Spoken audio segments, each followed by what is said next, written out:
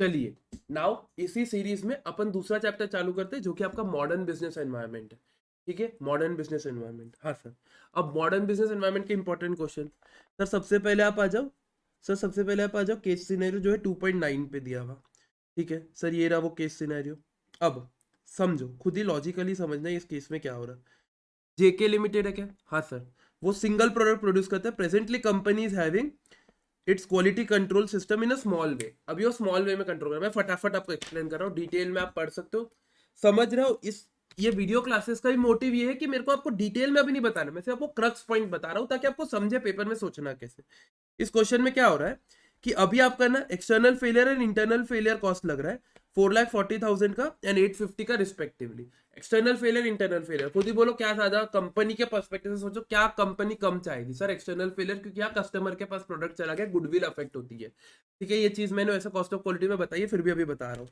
अब ये क्या बोल रहे हैं कि एक एक्सपेक्टेड है कि इम्प्लीमेंटेशन करेंगे एक ऐसा सिस्टम का जिससे ना प्रिवेंशन कॉस्ट 5,60,000 की पड़ेगी एंड अप्रेजल कॉस्ट 70,000 की पड़ेगी। लेकिन ये प्रिवेंशन एंड अप्रेजल कॉस्ट काय में आएगी? सर ये इंटरनल फेलियर में आएगी। ठीक है, ये दोनों कॉस्ट तो आपको लगेगी लगेगी, मतलब अभी भी आपको prevention and appraisal cost sorry, prevention and appraisal cost लगेगी 560 एंड 70,000 की। लेकिन आपकी एक्सटर्नल और इंटरनल फेलियर कॉस्ट रिड्यूस हो जाएंगी 1 लाख, एक्सटर्नल 1 लाख से, और इंटरनल 4,10,000। ये यहाँ लिखा हुआ है, यहाँ तक का समझा? हाँ sir. Now all other activities remain same. अब examine the new quality control proposal and recommendation acceptance or otherwise of the proposal both financial and non financial. सबसे पहले फाइनेंशियली खुद ही सोचो, ने एक दिमाग लगाओ। आफ्टर इम्प्लीमेंटेशन भी 560 प्लस 70 630 का मेरे को टोटल कॉस्ट लगेगा ही। हाँ सर, 560 प्लस 70 630 का तो लगेगा ही। मेरी सेविंग कितने की होगी? एक्सटर्नल फेलियर कॉस्ट 1 लाख, ये देखो एक्सटर्नल फेलियर कॉस्ट 1 लाख और internal failure cost 4,10,000। Total saving 5,10,000 होगी। मेरा फिर भी खर्चा 6,30,000 लगेगा ही लगेगा। हाँ सर, तो मुझे एक चीज बताओ, मेरी सेविंग हो रही है 5,10,000 की, हाँ सर, लेकिन मेरे को खर्चा अभी भी लग रहा है 6,30,000 का। यस सर, लॉजिकल है कि 1,20,000 का अभी भी खर्चा ज्यादा लग रहा है ना। मेरी सेविंग जितनी हो रही है उससे ज्यादा तो मेरे को खर्चा लग रहा है अभी भी। यस सर, तो वही चीज इधर लिखी हुई है कि आप समझो, इंप्लीमेंटेशन कॉस्ट आपका भले ही बाकी खर्चे कम करेगा, लेकिन टोटल फाइनेंशियल पर्सपेक्टिव में आपको अभी भी 1,20,000 का लॉस हो रहा है। सर यही चीज इधर लिखी हुई है सर जी, ये देखिए 1,20,000 का लॉस हो रहा है प्योरली फाइनेंशियल पर्सपेक्टिव से। लेकिन सर नॉन फाइनेंशियल पर्सपेक्टिव, मैंने पहले ही बोला कि सर इंटरनल कॉस्ट और एक्सटर्नल कॉस्ट लॉस होने के बहुत एडवांटेजेस है, फाइनेंशियल पर्सपेक्टिव नहीं। सबसे पहले सर, अगर इंटरनल कॉस्ट कम होगा, हाँ, तो एम्प्लॉइज को मोटिवेशन मिलेगा कि हाँ हम जो काम कर रहे हो सही कर रहे हैं, हम कंटिन्यूस गलत काम नहीं कर रहे, employ motivation. Sir external failure cost, बेटा कस्टमर गुडविल। आप एक चीज समझो, कस्टमर को अगर एक बार खराब प्रोडक्ट मिल गया या आपकी एक बार ब्रांडिंग थोड़ी खराब हो गई ना, लाइफ लग जाती है उसको सुधारने को। सैमसंग का नोट 7 का एग्जाम्पल लो, आज उस चीज को आई गेस 6 ईयर्स हो चुके हैं, 5 to 6 ईयर्स, लेकिन आज भी नोट 7 ब्लास्ट होता है, ये आज भी फेमस है। क्यों? Because it takes time for a bad product की इमेज रिड्यूस करना मार्केट से, जिंदगी लग जाती है। संजय दत्त को मूवी बनानी पड़ी थी ऑल द वे उसकी इमेज सुधारने को। ठीक है, ठीक है, तो आप समझ रहे हो कि एक bad product can ruin your business forever. So इसीलिए एक्सटर्नल फेलियर कॉस्ट कम करने का सोचना है, यही पहले पॉइंट में लिखा है। दूसरे में क्या लिखा है? What is your advice to company if the company wants to achieve through a continuous quality improvement program, continuous zero defect continue company को अचीव करना है। ठीक है, देखो क्वालिटी इंप्रूव करना और टाइम रिड्यूस करना पॉसिबल है, क्योंकि कंफर्मेंस एंड नॉन कंफर्मेंस को, कंफर्मेंस कॉस्ट मतलब गुड क्वालिटी, नॉन कंफर्मेंस मतलब बैड क्वालिटी, दोनों को आपको अगर एमिंग करना है जीरो जीरो उसके लिए, जीरो डिफेक्ट्स के लिए, हाँ सर, तो आपको क्या करना है कि आपको कंटिन्यूस इंप्रूव करना है। कंटिन्यूस इंप्रूवमेंट एक कीवर्ड है, देखो यहाँ लिखा हुआ भी होगा, zero defects advocates continuous improvement. किस चीज के बारे में सर? सर कंटिन्यूस इंप्रूवमेंट के।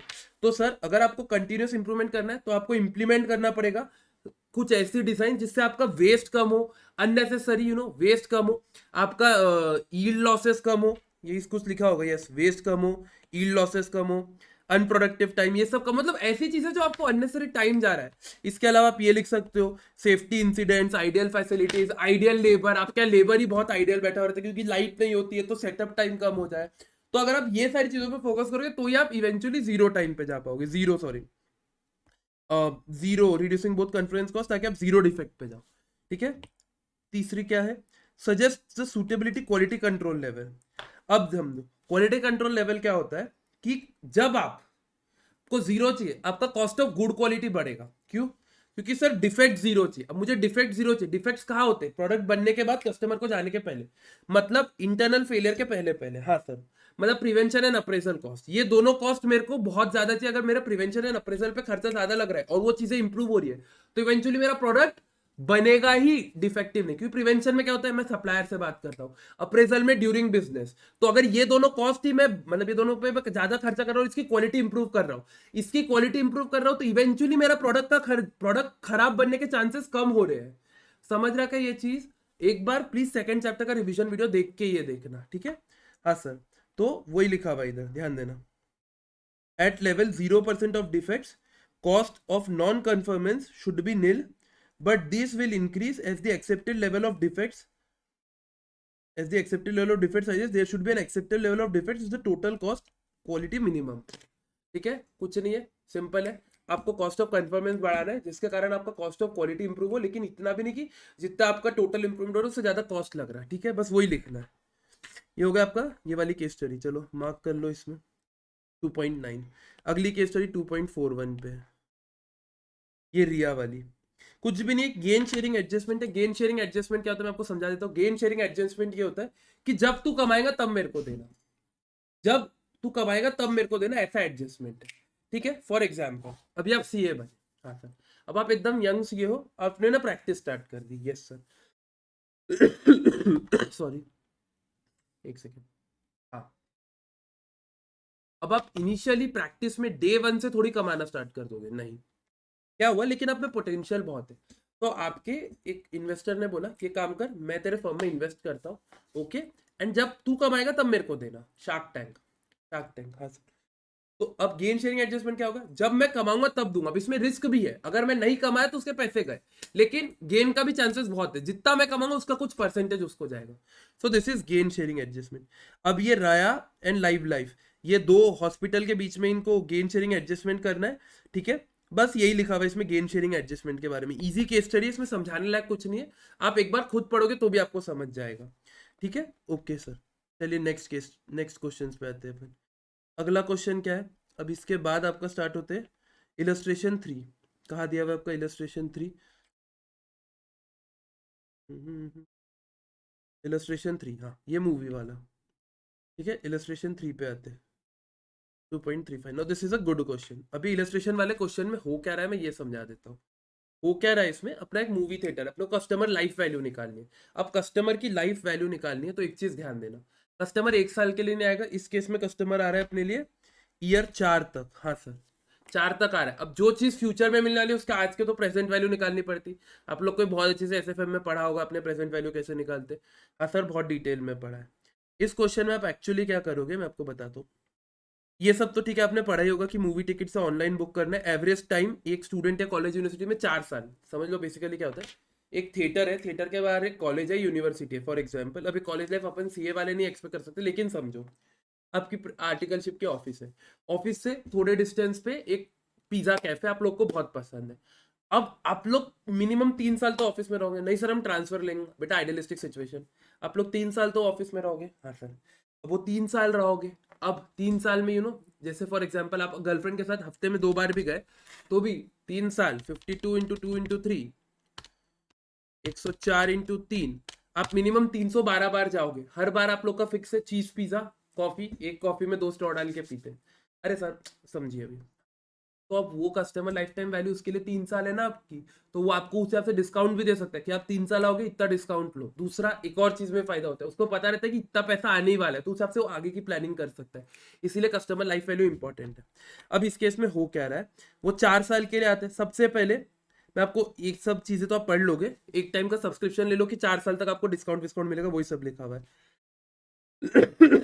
और लॉजिकली सोचो, थिएटर में जितने लोग आएंगे, भले ही 100 लोग, 100 की जगह 200 आए, भले ही 10% लोग ही थिएटर में खाते हैं जो बहुत रईस होते हैं पॉपकॉर्न।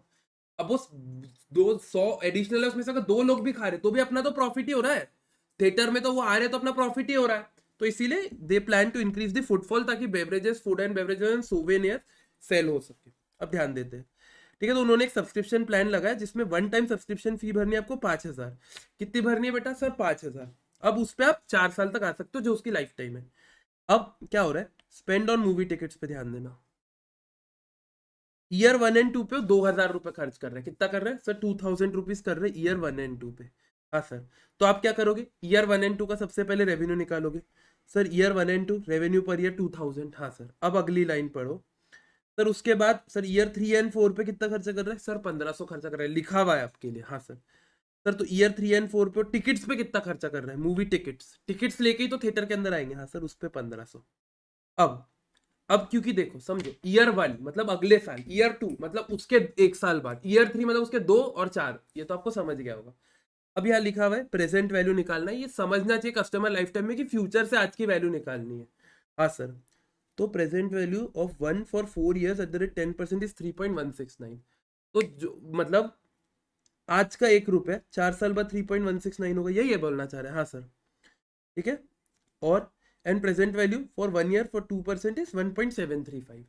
ठीक है, अब समझना, 1 और 2 साल के लिए 1.735 है, क्यों 2 years दिया हुआ है मैं वो भी समझा देता हूँ।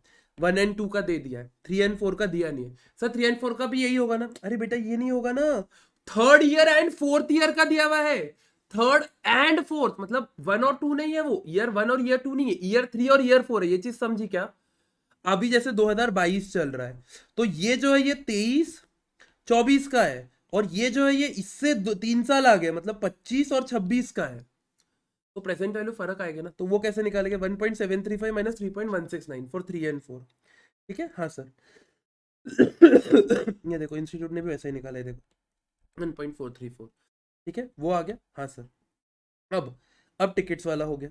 अब तो ईयर 1 एंड 2 पे प्रेजेंट वैल्यू फैक्टर क्या होगा सर, वो दिया हुआ है 1.735। कितना दिया हुआ है 1.735। ईयर 3 एंड 4 पे प्रेजेंट वैल्यू फैक्टर क्या दिया हुआ है 1.434। अब प्रेजेंट वैल्यू से मल्टीप्लाई कर दो, तो प्रेजेंट वैल्यू ऑफ रेवेन्यू आ गया 34702151। अब अगली लाइन यहां तक का हो गया। अब पढ़ो ये line, only 50% of the subscribers, जितने सब्सक्राइबर्स है उसके 50% ही are expected to visit theatres in year 3 and 4। मतलब टोटल सब्सक्राइबर के सिर्फ आधे लोग आएंगे। हाँ सर, तो ये जो 1,500 रुपए है, यस, उसकी प्रोबेबिलिटी 50% है। कितनी है प्रोबेबिलिटी ऑफ यूसेज सर, 50% है। कितनी है 50%।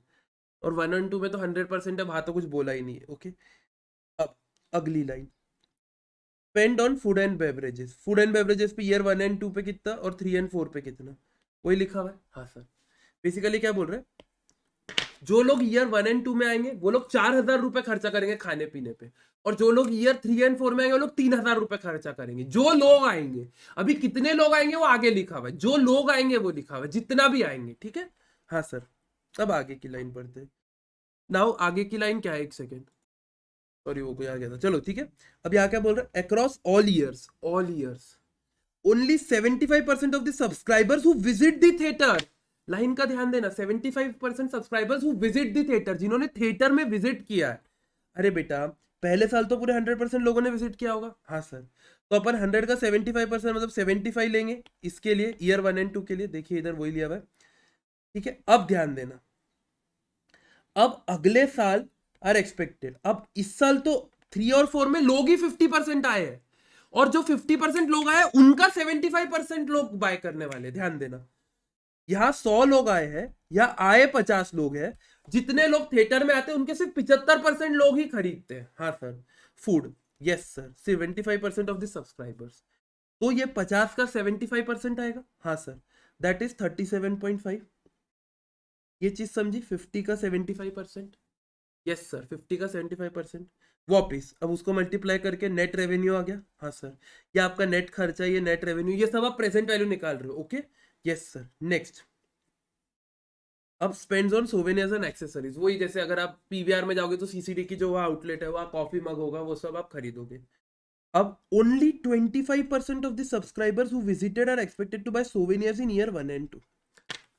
ध्यान देना इस चीज को, सिर्फ जो लोग विजिट कर रहे हैं उनका सिर्फ 25% लोग ही एक्सपेक्ट करेंगे आने का, जो लोग विजिट कर रहे हैं। यहां लिखा हुआ है क्या जो लोग फूड बाय कर रहे हैं, नहीं। अब ये चीज पे ध्यान देना, क्योंकि यहाँ विजिट लिखा हुआ, इंस्टीट्यूट एग्जाम में पूछ सकता है यहाँ फूड बाय करा तो क्या, तो फूड बाय का आएगा। इस केस में सिर्फ विजिट कर रहे हो, तुम विजिट कर रहे हो, तुम खाना नहीं खा रहे हो, गिफ्ट लेके जा रहे हो, गर्लफ्रेंड का बर्थडे उसके लिए गिफ्ट लेके जा रहे हो, समझ रहे हो ये चीज। तो सिर्फ 25% ऑफ हु विजिट्स। अब मुझे बताओ, यहाँ टोटल 100 लोगों ने विजिट किया था, यहाँ कितने आएंगे सर? उसका 25% आएगा। यस सर, ध्यान दो इधर, वही आया 2250, ये तो ठीक है, आपको समझ जाएगा। 25% लोग आए। हाँ सर, 25% ही लोग आए। अब अगली लाइन, और इसके बाद and 10% of them in year 3 and 4। जितने लोग विजिट कर रहे हैं उनके सिर्फ 10% लोग ही गिफ्ट खरीदेंगे ईयर 3 एंड 4 में, सिर्फ 10%। हाँ सर। अब मुझे बताओ, यहाँ विजिट ही 50% ने किया था, उसका 10, 50 लोगों ने विजिट किया था, उसका 10, मतलब 5% लोगों ने। कितने? 5%। कितने लोगों ने? 5%। समझा ये चीज? उसको मल्टीप्लाई करने का, इन सब का टोटल, ये आपका total customer lifetime value आ गया।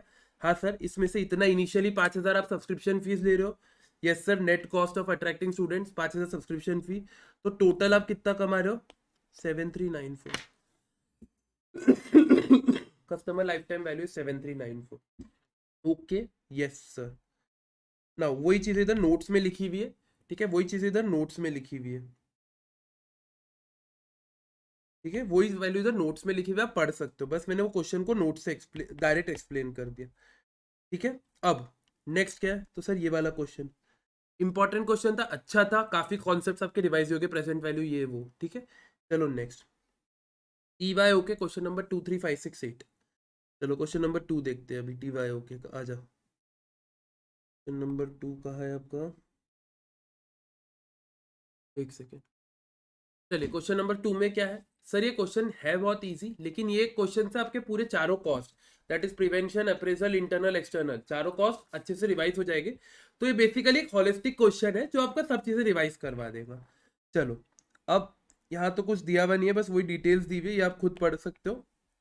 अब इसमें क्या बोल रहा है कि सबसे पहले कॉस्ट ऑफ क्वालिटी स्टेटमेंट बना लो 1920 का, showing the percentage of total cost of quality incurred in each cost category.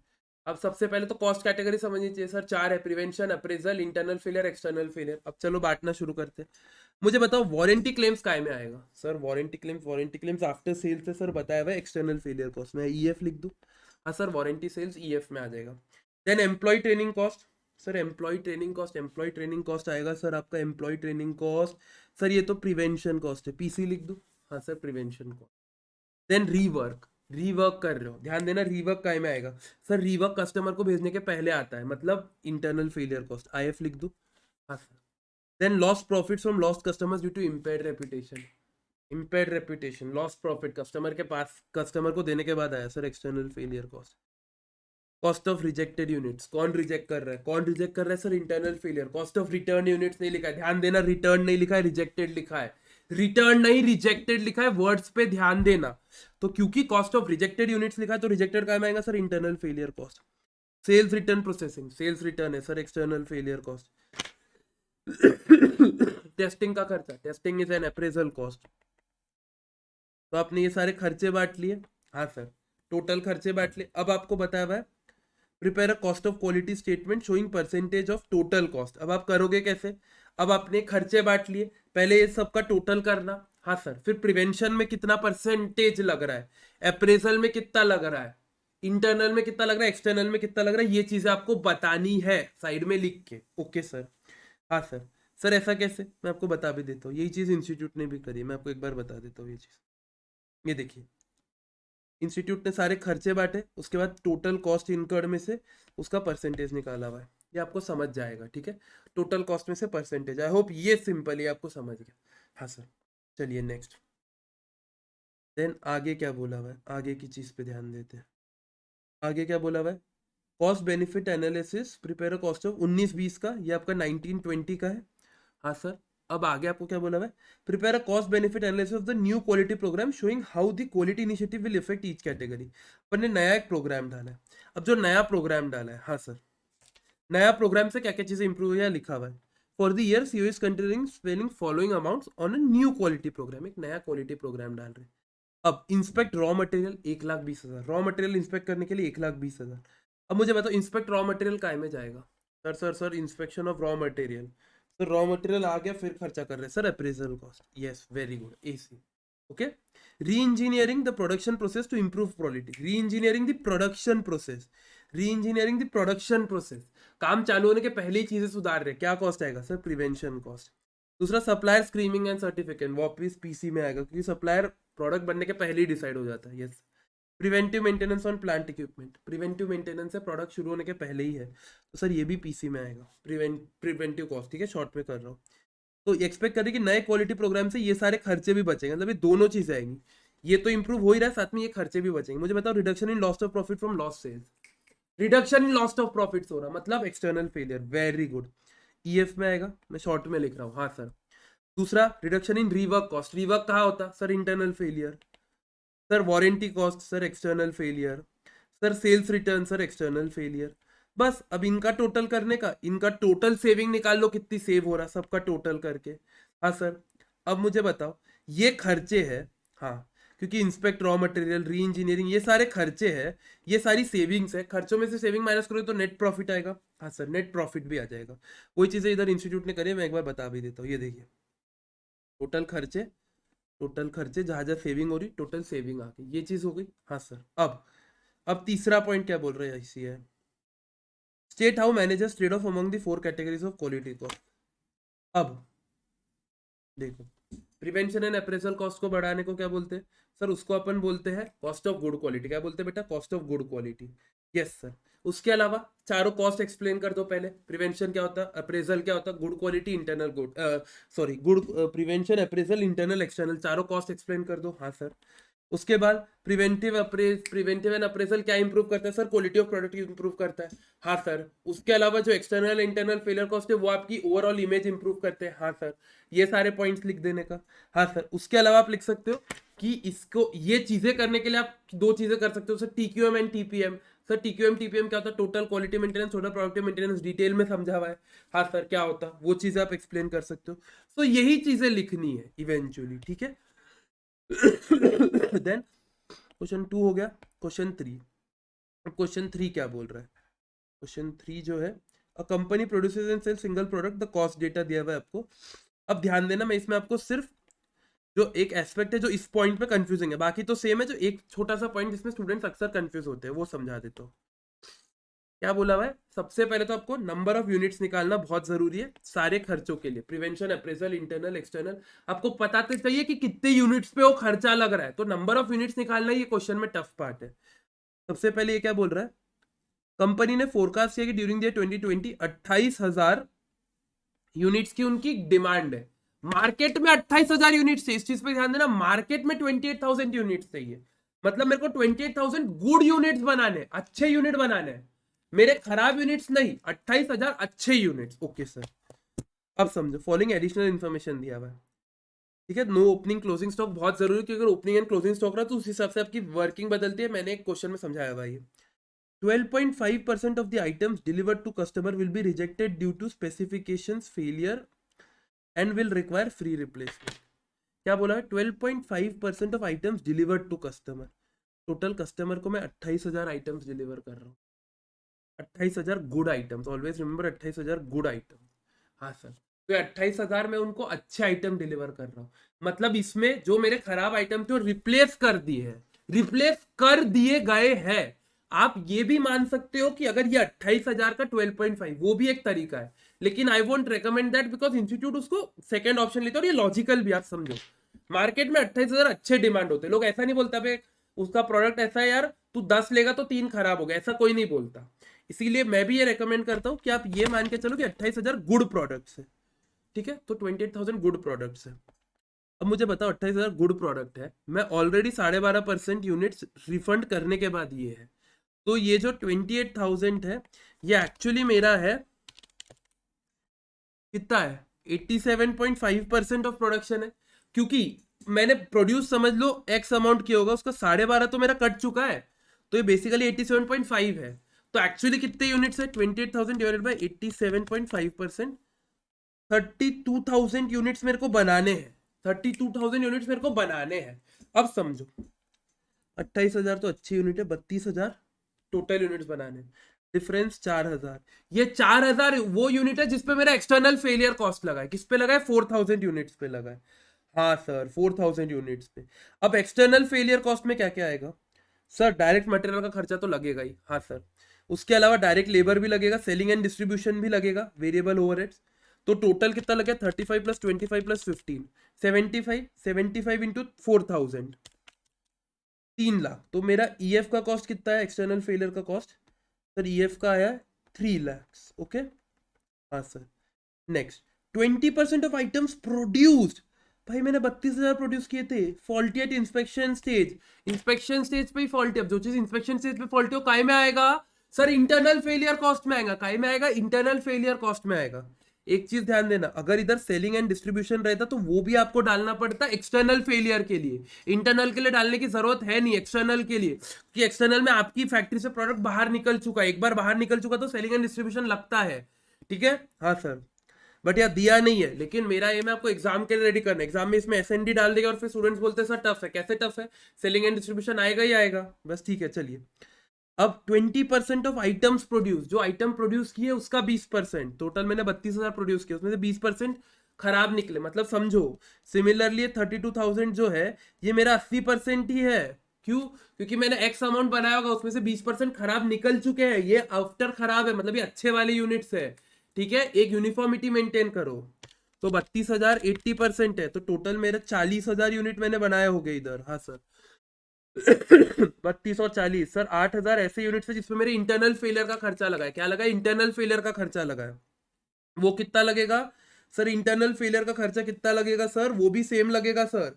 Sir कैसे सेम लगेगा, क्योंकि सेलिंग एंड डिस्ट्रीब्यूशन ओवरहेड होता तो इंटरनल और एक्सटर्नल में फर्क होता, इसमें एक्सटर्नल के वो नाटक ही नहीं है। तो इसलिए पूरे का पूरा 35 प्लस 25 35 प्लस 25 प्लस 15 पूरा 75 यूनिट्स आपको 8,000 पे लगाने हैं, 6 लाख।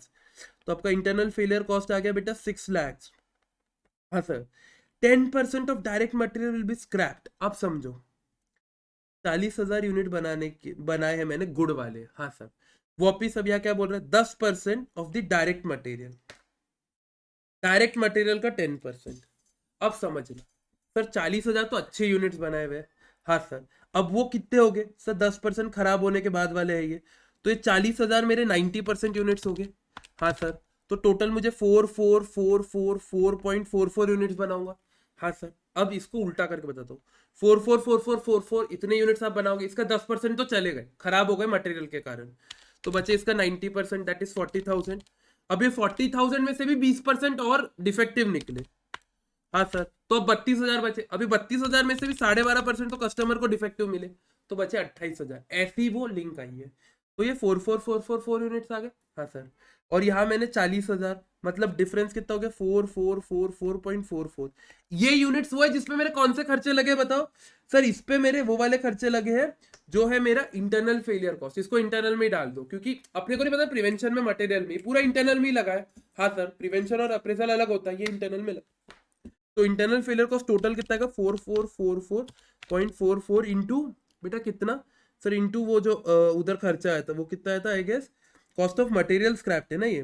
तो मुझे बताओ जब मटेरियल खराब हुआ, एक लॉजिकली सोचना, सिर्फ मटेरियल का खर्चा लगा 35 रुपए, क्योंकि मटेरियल ही स्क्रैप हुआ, जो मटेरियल आया वही खराब निकला, यही वो उधर बोल रहे हैं। देखो सप्लायर से जो मटेरियल आया वाइल इन स्टोरेज, स्टोरेज में जो मटेरियल रखा था वेयर हाउस में खराब हो गया। जो चीज वेयर हाउस में खराब हो गया उस पर लेबर लगा होगा क्या, नहीं सर। रॉ मटेरियल पे उस पर वेरिएबल खर्चे लगे हो क्या, नहीं सर। वो तो रखे रखे ही खराब हो गया। मेरी सीमेंट की बोरिया थी, सीमेंट पे पानी गिर गया, टप टप टप टप वो कड़क हो गया, बिना अभी तो उस पर काम भी नहीं किया था, अभी सीमेंट को यूज भी नहीं किया था। तो ये सीधा मटेरियल का खर्चा, तो मेरे को 35 रुपए इस पे खर्चा लगेगा। तो दैट इज कितना, दैट इज आता है 15,556 रुपीज। टोटल खर्चा मेरा 3 + 6 + 1,566 दैट इज टोटल खर्चा I guess internal failure cost मेरा आ गया 7,55,556, 7,55,556।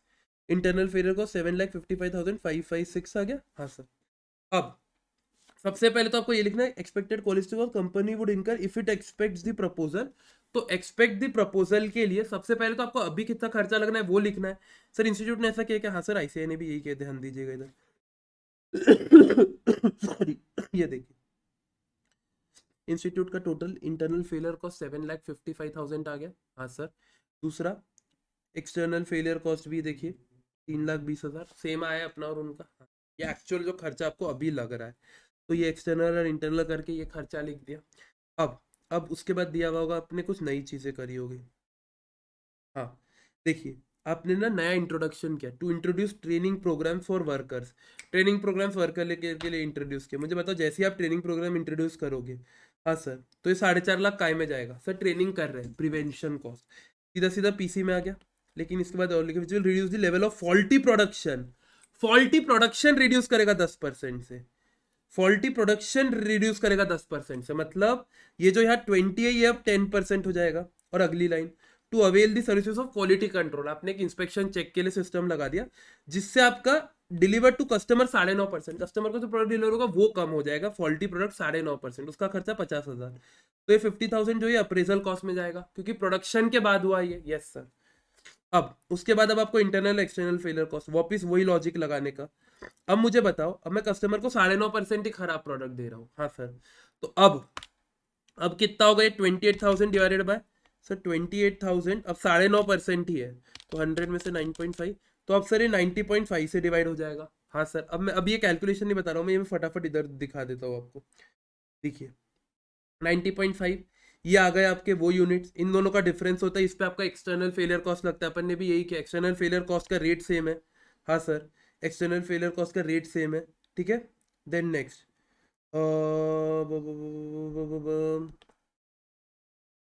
एक्सटर्नल फेलियर कॉस्ट का रेट, हाँ सेम है, ठीक है। हाँ देखो यहाँ एक चीज लिखी, सॉरी सॉरी मैं बैठा, एक्सटर्नल फेलियर कॉस्ट का रेट अपना थोड़ा अलग आएगा, मैंने लाइन नहीं पढ़ी थी। The cost of delivering the replacement item is 5 rupees, additional 5 रुपये आपको एक्सटर्नल फेलियर कॉस्ट के लग रहे हैं। ये लाइन में पढ़ना भूल गया था, sorry.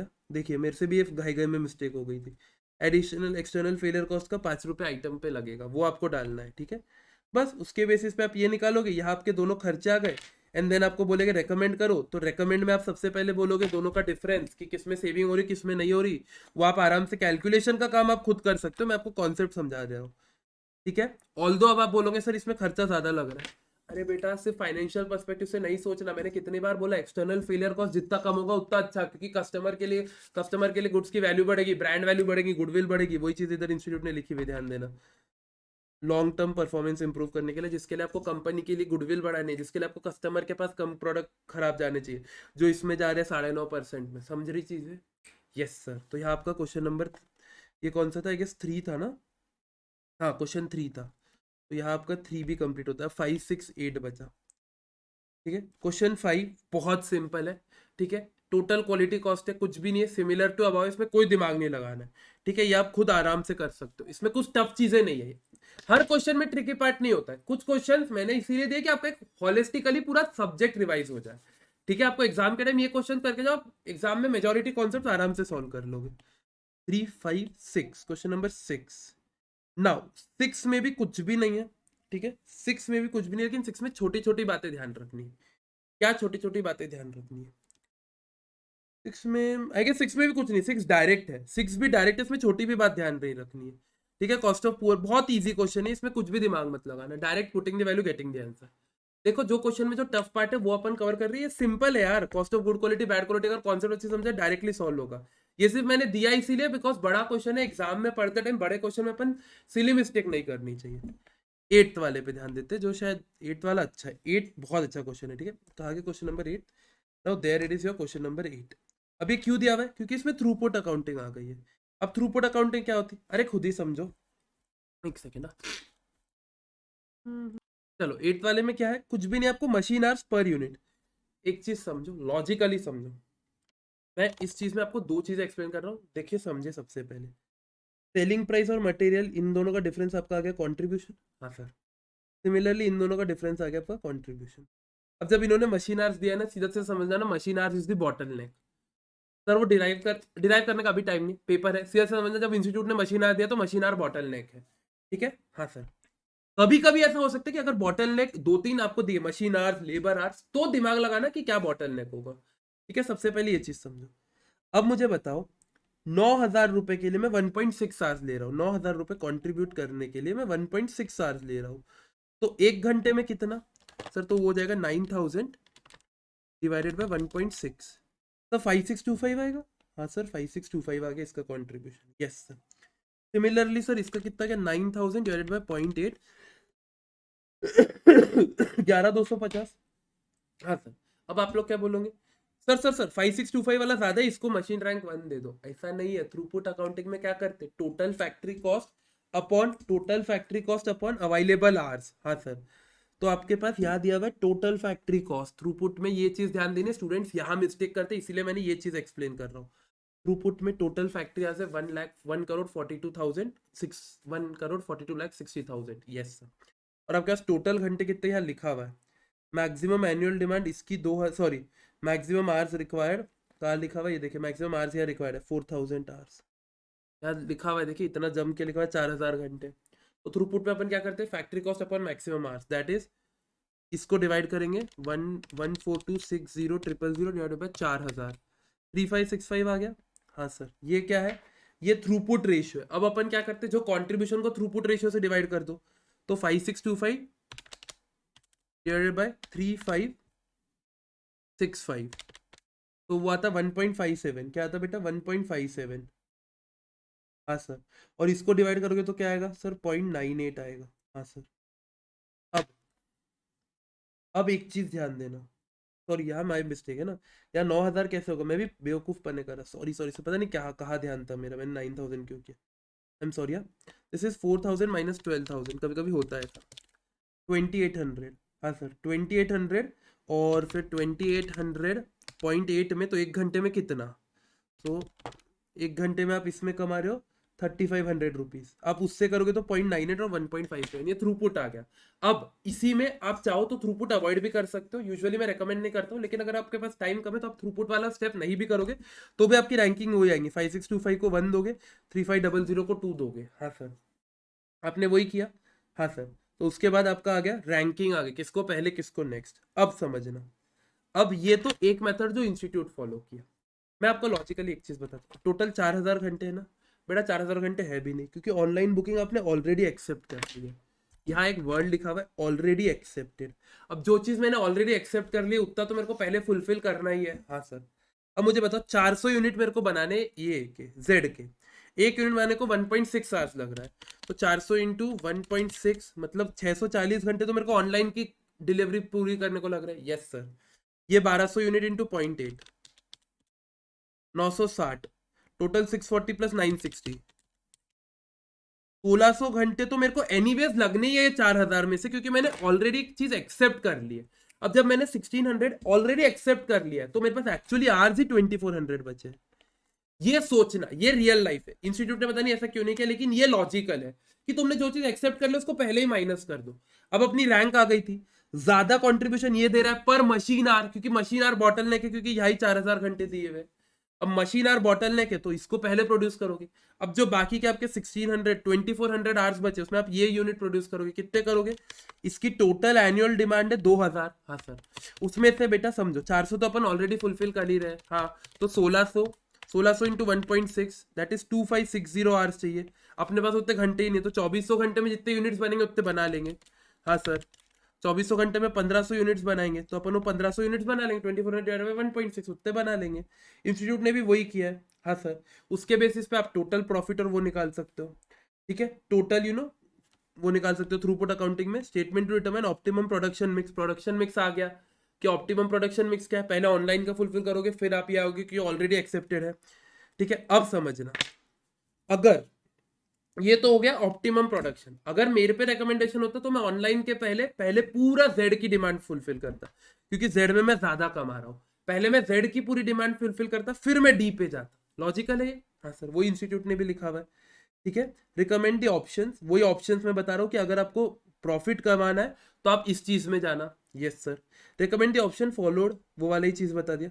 List the various ways to price customization can be done. मेरे को बताओ प्राइस कस्टमाइजेशन कैसे होगा। सर प्राइस कस्टमाइजेशन तो बहुत अच्छे से समझाया सर, सिंपल है ना सर, या तो प्रोडक्ट लाइन पे डिफरेंशिएट का तो थ्योरी का पार्ट है। सर कहाँ लिखा हुआ है, अरे बेटा यहाँ लिखा हुआ है ना प्राइस कस्टमाइजेशन।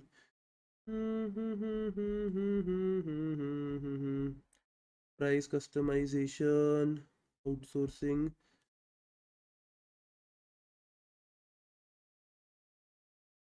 ठीक है लिखा तो है अपन अभी, छोड़ो। प्राइस कस्टमाइजेशन 4 तरीके से होता है, या प्रोडक्ट लाइन पे, कस्टमर्स बिहेवियर पे, डेमोक्रेटिक पे, टाइम डिफरेंशियल पे, इन 4 चीजों पे आप प्राइस कस्टमाइजेशन कर सकते हो। यस सर, ठीक है, प्राइस कस्टमाइजेशन पढ़ा हुआ है अपन ने 4 चीजों पे। प्रोडक्ट लाइन, कस्टमर पास बिहेवियर, डेमोग्राफिक्स, हाँ सर, या टाइम डिफरेंशियल, दिवाली के टाइम ऑफ देने का एग्जांपल भी मैंने दिया था फ्लिपकार्ट बिग बिलियन डेज का। Yes sir. Given the product Z and Z are respectively in maturity stage, introduction stage of the product cycle, Z maturity stage पे, D introduction stage पे, C the appropriate pricing policy. ये चीज ध्यान देना, product life cycle में important है। अगर Z maturity stage पे, हाँ सर, मैच्योरिटी से मतलब अब वो अपने टॉप पे पहुंच गया, अब उसको ऊपर जाने को कहीं नहीं, वो नीचे ही आएगा। यस सर, अब उसकी रैपिड ग्रोथ हो गई है, सेल्स बहुत बढ़ गए, वॉल्यूम बहुत ज्यादा हो गया। अब क्योंकि इस केस पे कंपटीशन हाई रहेगा, तो अपन मार्केट प्राइस पे यूजुअली सेल करते हैं, क्योंकि मार्केट पे वेल एस्टेब्लिश्ड है। यस सर, आप ओकेजनली ऑफर दे सकते हो, क्योंकि आपकी ब्रांड वैल्यू बढ़ चुकी है, आप कस्टमर एक्विजिशन के लिए ऑफर भी दे सकते हो। ये हो गया प्रोडक्ट जेड के लिए। अब प्रोडक्ट डी के लिए क्या होगा? तो प्रोडक्ट डी इंट्रोडक्शन स्टेज पे, फर्स्ट स्टेज पे दो चॉइसेस है सर वापिस। सर इलास्टिक और प्रिडेटरी। इलास्टिक कब लगाओगे? या प्रोडक्ट डिफरेंशिएशन वाली प्राइसिंग सर, जब इलास्टिक मार्केट हो, हाईली इन इलास्टिक हो, स्किमिंग द मिल्क ऊपर के। Yes sir, skimming the milk, highly in elastic, high initial outlay, capital investment बहुत ज्यादा लगा, R&D बहुत ज्यादा लगा, आप स्किमिंग द मिल्क वाली स्ट्रेटेजी लगाओगे। यस सर, मैं यही बता रहा हूँ कि ये चैप्टर लिंक है, ऐसा इंडिविजुअल नहीं है, दूसरे चैप्टर से लिंक आ गया क्वेश्चन, इसीलिए पहले कंसेप्ट बिल्ड करो फिर क्वेश्चंस करना, हम्बल रिक्वेस्ट है, ठीक है। या फिर आप प्रोडक्ट डी के लिए सीधा पेनिट्रेशन प्राइसिंग, पेनिट्रेशन प्राइसिंग में लो कॉस्ट एडवांटेज, ज्यादा कस्टमर्स के लिए एक्वायर करोगे, दोनों स्ट्रेटेजी लगा सकते हो। सर ये कहाँ लिखा हुआ है? ये यहाँ लिखा हुआ है, देखिए ये यहाँ ही लिखा हुआ है, pass behaviour, pricing differential, life cycle, 4 stages, demand for product से इलास्टिक, 2 मेथड से, एक इलास्टिक वाला, yes sir, prices set low वाला, दूसरा डिमांड इन इलास्टिक रही तो कॉम्पिटिटर सिमिलर प्रोडक्ट्स प्रोड्यूस कर रहे तो, यही चीजें इधर लिखी हुई है, समझा अभी? यस सर, तो यहाँ अपना सेकेंड चैप्टर भी कवर होता है। मैं आपको डेली उस ऑर्डर में चैप्टर्स डालूंगा। ये क्लासेस कैसी लगी, डू शेयर, थैंक यू।